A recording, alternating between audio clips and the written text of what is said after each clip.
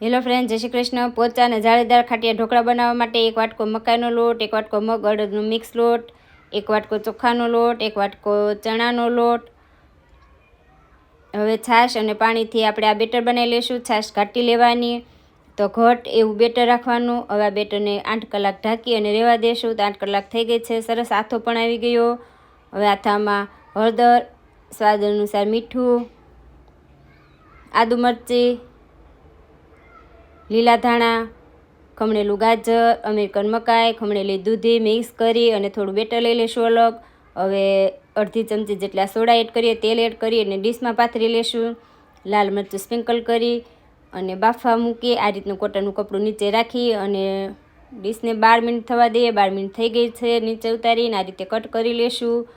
તો એકદમ પોચા અને જાળીદાર ખાટિયા ઢોકળા બનીને તૈયાર છે। એન્જોય।